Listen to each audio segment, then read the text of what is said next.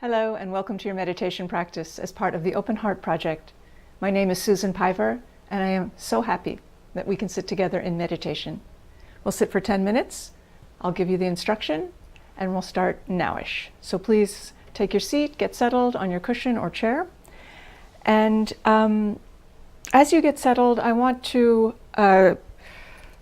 name the elephant in the room, as it were, at least for us in America and many others too, which is the incredibly vitriolic, hate-filled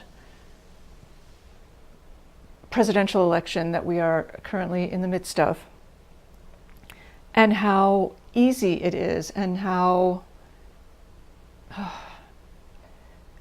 even gratifying in the extremely short term it can be to vilify the people that you disagree with. I happen to have very strong opinions about this particular election. So what? These are my opinions, and I feel that the people who hold the opposing position to myself present a threat of great danger and even horrific destruction to our planet. Interestingly, and we'll get to the meditation part soon, they feel the exact same way about me. So that provides the jumping off point for this little insight I want to share with you into how meditation can help us in these extremely polarizing situations. So the first thing I want to say is that nobody has to like anybody that they actually don't like. So often Buddhism and spiritual practitioners in general are thought of as kind of wusses, wimpy people who just are like, oh, if only everyone would love each other, everything would be perfect. And I am going to just, live in a world with a lot of kittens and a lot of balloons, which would be awesome, and sort of pretend that the things that are terrifying don't affect me, or that if I could only love everyone and they could love me, everything would be fine. So I want to, sure, if I could love everyone and everyone could love me, in my opinion, it would be awesome. But that is not going to happen. So then what do we do as spiritual practitioners, as meditators? And I'll try to keep this short because I do want to go to our practice. Well, the first thing that I want to invite you to do is to feel exactly how you feel. No problem. You can feel terrified, doesn't feel good. You can feel enraged. You can hate. I know there are people who feel like you should never even say that word, and you don't hate anyone, and you should never say hate. But I'm going to tell you right now, there are things and people, I guess, that when I think of them and what they could do to our world, I hate them. And, that's how it is. I'm a human being. Personally, I don't think there's anything wrong with hate. However, I do think there's something profoundly wrong, essentially wrong, dangerously, horrifically, heinously, terrifyingly wrong with acting on that hate. So the key then is to figure out a way to separate what we feel from what we do. Almost nobody can do this, certainly myself included, but as a 20 plus year meditator, I have seen over and over and over and over again how my meditation practice shows me that space, that gap between what I feel, which can be anything, and what I do, which I should not be anything. What I do should be well-intentioned, intelligent, direct, honest, and good-hearted. What I feel, I will repeat, can be anything. Because when we try to smush this into I can only feel the happy, positive, nice things, we are we're imprisoning ourselves because nobody's like that. We have the full range of human emotion at our disposal, and that's because we're human. Our choice can be made in how we react to what we feel. Very rare. Very rare.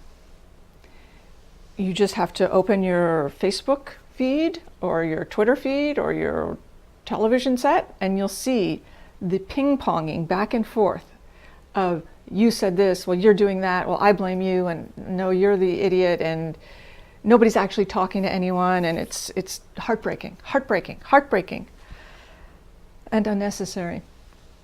And as meditators, even if this is your very first time,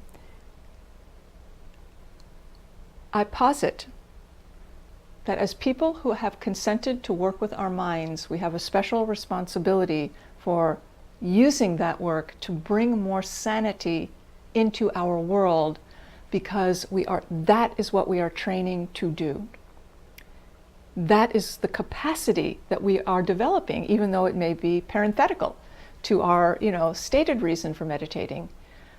As we cultivate the ability to notice our thoughts, let them go, come back to a different object of our choosing, in our case the breath, we cultivate none other than the capacity to discern between feeling and action.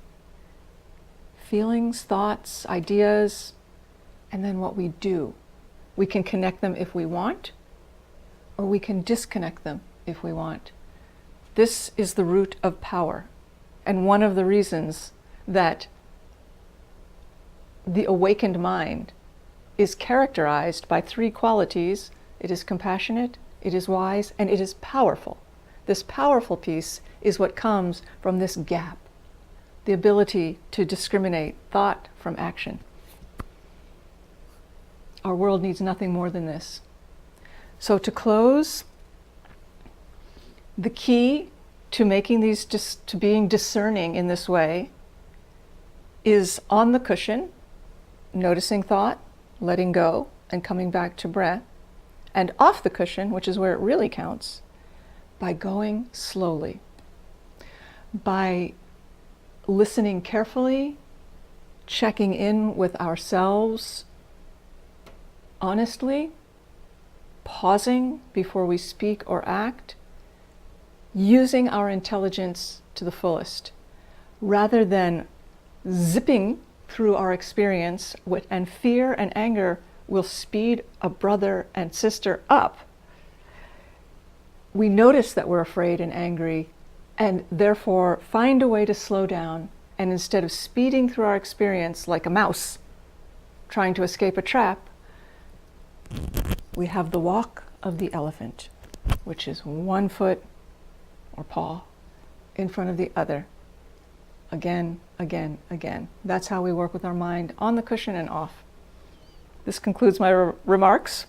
I feel quite riled up about the difficulties that we face, and the profound and beautiful and indestructible possibility that we all have for bringing compassion, wisdom, and power into our worlds. I have no doubt. And this practice is the foundation for doing so. At the same time, we're just sitting here breathing. So let's practice.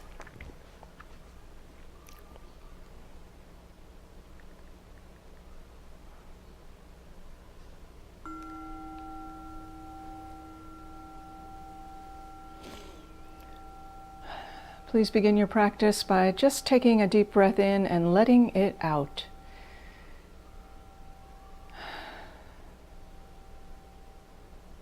Again.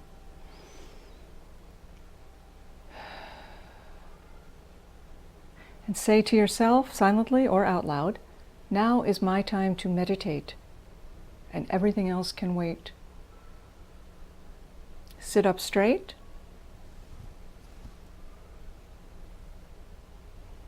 The hands rest on the legs, palms down.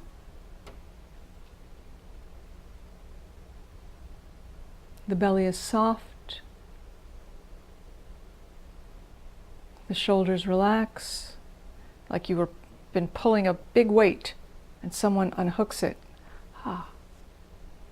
Feel the cool air between your shoulder blades that comes with relaxing the shoulders. The chin is tucked a little bit, the back of the neck is long, the mouth is closed, which always makes me smile because it's so great to not have to say anything. And part of this practice is being silent. Yay! So the mouth is closed, but the lips and teeth are slightly parted.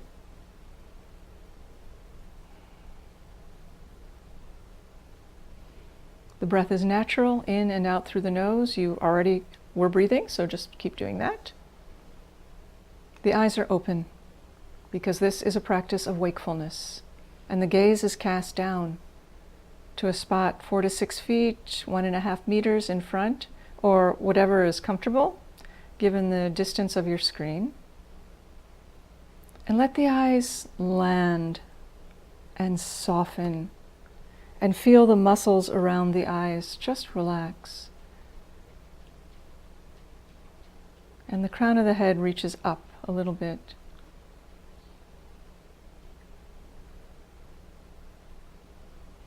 Feel yourself breathing. Just feel it. You're doing it, so you don't have to start doing anything new. Just feel the expansion on the in-breath and the dissolve on the out-breath.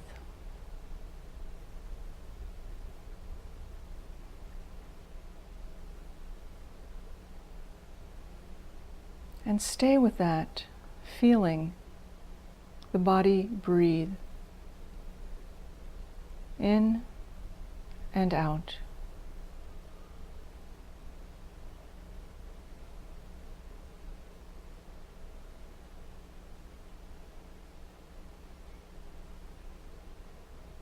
The mind will continue to make thoughts because that's what it does. We're not trying to stop that or modulate that. Most of your thoughts will come and go without really distracting you. That's fine. From your breath. But if you notice that you have become absorbed in thought, like you have totally forgotten about your breath, no problem. Say to yourself silently, thinking. That's thinking. Let go and gently return your attention to the breath and take a fresh start. And you can always, always, always take a fresh start. So that's all there is to it, and we'll sit together.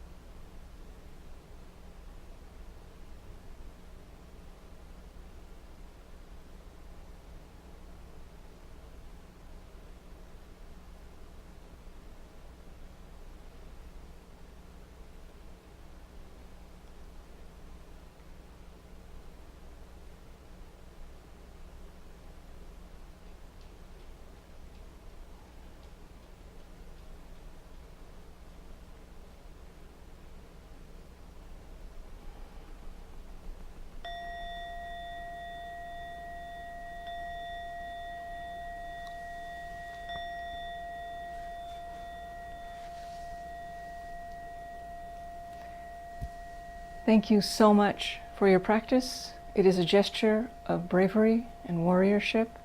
I respect you for it. And thank you so much for practicing together.